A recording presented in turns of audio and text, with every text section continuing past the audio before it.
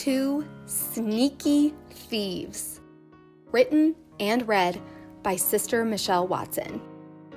Have you ever been robbed? I once worked with a gal whose apartment was robbed while she was away. She didn't feel safe in her apartment for a long time afterward. Her home had been a place of peace and refuge, but after the break-in, she never felt the same about it. God wants us to feel safe, satisfied, and calm in Him. But there are thieves out there who are trying to break into this haven of contentment and rob us of that peace, and they are sneaky. Meet the 2 biggest robbers of contentment. 1, envy. 2, complaining. They aren't going to grab you in the middle of Times Square and demand your wallet or else. They're much subtler than that. They convince you that it's okay to whine a little bit, everyone does, and to want a little bit more than what you've got. Who doesn't?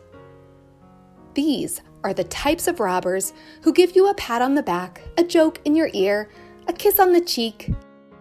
And when they're gone, you realize that so is your jewelry and your ID. In our contentment study, there's a passage in 1 Corinthians 10, verses 10 to 14. Here, Paul rehearses how the Israelites passed through the Red Sea and escaped the Egyptians to freedom. They saw the pillar of fire by night and cloud by day. They ate the manna from heaven and drank the water from the rock. You'd think that, what with all these miracles, they'd be content with what God was providing. But no, we know the story. They complained every step of the way. Verse 6 says that we should look at the Israelites as an example. If they experienced the power of God to that degree and still displeased God by complaining and by, quote, lusting after evil things, then how much more careful should we be about allowing dissatisfaction to rob us of the contentment God wants for us?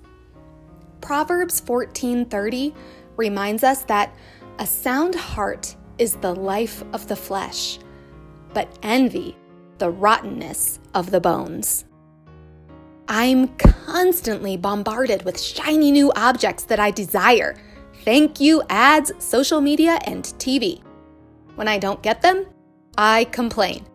Envy and complaint. They are contentment robbers, and sneaky ones at that. Let's not let these thieves whisper lies into our ears today. Instead, let's be content with what God has given us. Go on, world, keep rushing by. But as for me, for God and I. Let's remember that we already have everything that we need. I am satisfied. He'll take care of me. He said He'll take care of me, so I am satisfied.